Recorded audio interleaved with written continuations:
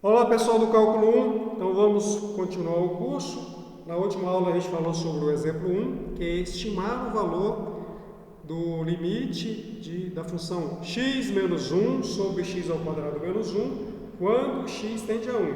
Aí a gente analisou aqui o x tendendo a 1 pela esquerda e o x tendendo a 1 pela direita. Então a gente está interessado no valor da função quando o x está nas proximidades de 1. Tanto pela esquerda quanto pela direita. Lembrando que, quando eu estou falando aqui de proximidades, eu estou falando aqui realmente num intervalo aberto, contendo 1. Intervalo bem próximo de 1. Então a ideia aqui, né, vamos pensar aqui no 0 aqui bem longe, né, o 1, o 2 aqui bem longe. A gente está interessado bem nas proximidades de 1. A gente quer saber que quanto mais o x aproxima de 1, para quanto vai o valor da função f de x. Aí a gente viu que pela esquerda aqui, pegando o x pela esquerda de 1 e aproximando ele, o valor da função se aproxima aqui de 0,5. E quando a gente faz o x aqui pegando pela direita e aproximando ele de 1, o valor da função também se aproxima aqui por um valor 0,5. Então aqui a gente pode conjecturar, com base nessa tabelinha, essas duas tabelinhas, que o limite da função x menos 1 sobre x ao quadrado menos 1, quando o x tende a 1, é 0,5. Na verdade aqui, o correto aqui seria colocar aqui um tiozinho em cima, porque a gente está trabalhando com estimativas, e quando a gente analisa tabelas, a gente está analisando apenas uma estimativa. Então não é o valor exato ainda para nós. Apesar que, de fato, o limite dessa função aqui, a gente vai ver quando estudar as propriedades, o limite dessa função, de fato, é igual a 0,5. Mas, quando se fala em estimativa, a gente está pensando em um valor aproximado. E aqui, dá para aproximar mais ainda, né? Infinitamente aqui, o x aqui à esquerda de 1, e dá para aproximar aqui infinitamente aqui o x, aproximar o x por 1 pela direita.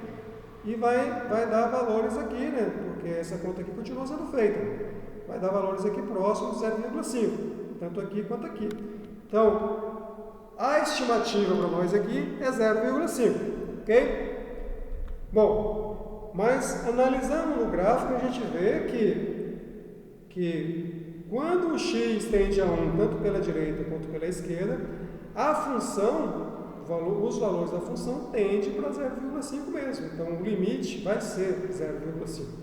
Mas quando a gente está falando de estimativa, a gente está falando de aproximação. Então, o correto seria usar essa simbologia aqui.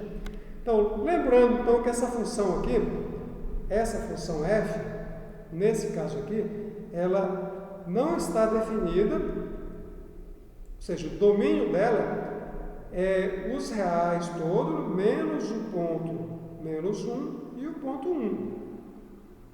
O que a gente estava analisando eram o valor da função, os valores da função, nas proximidades de um ponto que não está no domínio. Ok? Agora vamos mudar um pouco o problema.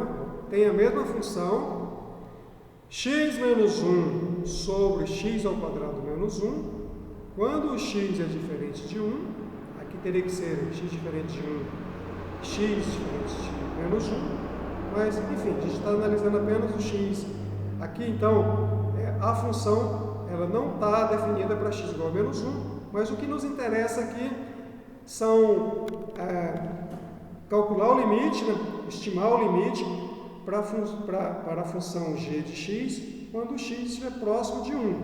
Então, aqui ele inseriu o 1 no domínio da função. Então, eu tenho agora que a função g de x vale 2 quando o x vale 1. Então, a função g agora, ela passa a ter o valor 1 no domínio. Então, o único que está fora do domínio aí é o ponto menos 1. Mesmo assim, quando eu calculo o limite da função, o limite de g de x, quando o x tende a 1, eu não estou interessado no valor da função quando o x é igual a 1. Eu estou interessado no valor da função g de x nas proximidades de 1. Então aqui, essa nova função, ela também tem o mesmo limite da função anterior, porque não importa o valor dela quando x é igual a 1, o que importa é o valor nas proximidades de 1. E nas proximidades de 1, a gente viu que a estimativa aqui desse limite é 0,5. Ok? Tanto é que quando a gente analisa o gráfico é o mesmo, né? Porque você tem aqui o gráfico da função quando x é diferente de 1, que é a mesma função f, e quando x é igual a 1, é atribuído aqui o valor 2, então está aqui na altura 2. Essa função aqui é uma função descontínua, que a gente vai ver o conceito aí de descontinuidade e continuidade mais na frente. Então, quando ela vem aqui continuamente, chega aqui, ela tem outro valor, então ela dá um salto, e depois daqui ela volta a ser contínua. Essa função ela é descontínua, que a gente chama de descontinuidade por salto. Ok? Agora vamos estudar a estimativa do limite da função raiz de t ao quadrado mais 9 menos 3 dividido por t ao quadrado quando t tende a 0. Ok? Então, aqui, como t ao quadrado está no denominador, a função, essa função quociente aqui, ela não está definida quando t é igual a 0.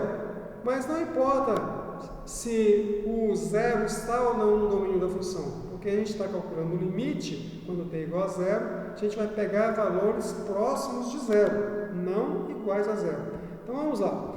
Bom, essa função aqui, ela é uma função par. Significa, se eu pegar aqui o f de t como sendo raiz de t ao quadrado mais 9 dividido por t ao quadrado, o f de t vai ser igual ao f de menos t.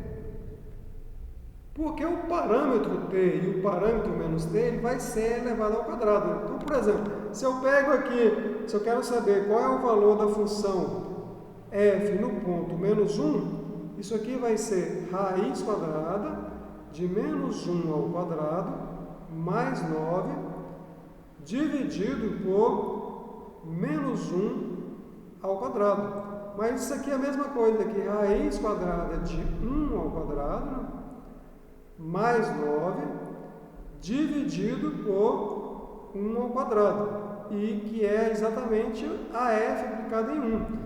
Então, quando a f de t é igual a f de menos t para qualquer t, no caso aqui, t tem que ser diferente de 0, a gente diz que a função é uma função par. Graficamente, uma função par, ela é simétrica em relação ao eixo y. Então, eu estou aqui com o eixo y, estou aqui com o eixo x. Então, se eu pego o valor a aqui e o valor menos a aqui, a altura da função desse ponto vai ser o mesmo. Que se tem altura aqui L para o ponto A, vai ter altura L para o ponto menos A. Significa que se eu tiver aqui uma função que tem um comportamento mais ou menos assim, esse comportamento ele se reflete aqui do outro lado. É simétrico. Então essa função aqui, ela não é uma função injetora. Ok? Então ele analisou aqui. O autor analisou aqui, estou querendo analisar x igual a 0, o limite da função quando o x tende a 0, então ele analisou aqui nas proximidades de 0. Então pegou o intervalo aqui, nas proximidades de 0, que vamos supor que isso aqui esteja o menos 1, aqui esteja o 1, ele está a fim de analisar os valores da função nas proximidades de 0.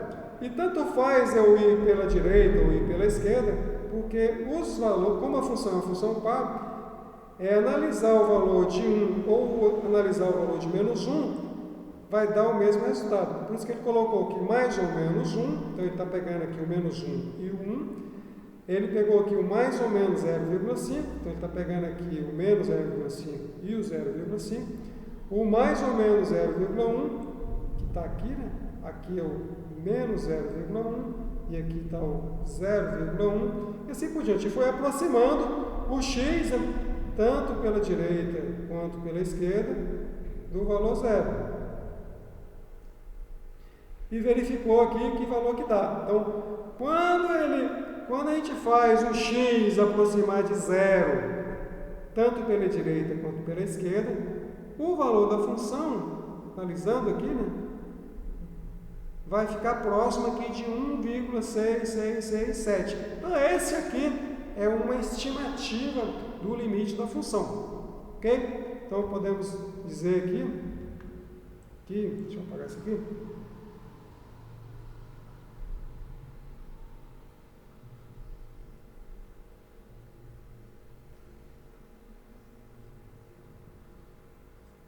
Podemos, então, pensar aqui que o limite da função, quando o x tende a zero, é 1,6666, que é, né, colocando na fração aqui, 1,6. Então, isso aqui também é uma estimativa, por enquanto. Então, podemos conjecturar, de novo, essa palavra conjecturar, né, significa que a gente não tem ainda provas algébricas, porque a gente está apenas analisando dados de tabela. Então, como para calcular o limite a gente precisa saber de todos os valores, e todos os valores são infinitos, os valores, né? Então a gente não consegue saber todos os valores, no caso do limite, então a gente precisa de ferramentas algébricas para chegar nesse valor. Então a estimativa aqui é 1/6, ok? Agora vamos fazer a estimativa da função seno de x sobre x. Então, novamente, né, essa é uma função par, né, porque a função seno de x, ela é uma função ímpar. Então, isso aqui é a mesma coisa que função seno de x, como ela é uma função ímpar, seno de menos x é a mesma coisa que menos seno de x.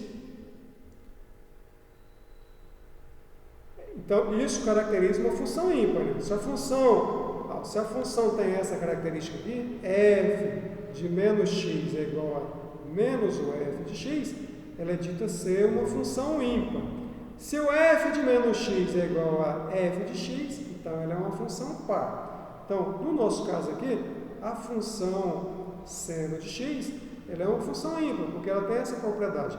Mas a função que está no denominador também é uma função ímpar, porque o menos x, que é menos a função x, vou colocar aqui entre parênteses, menos x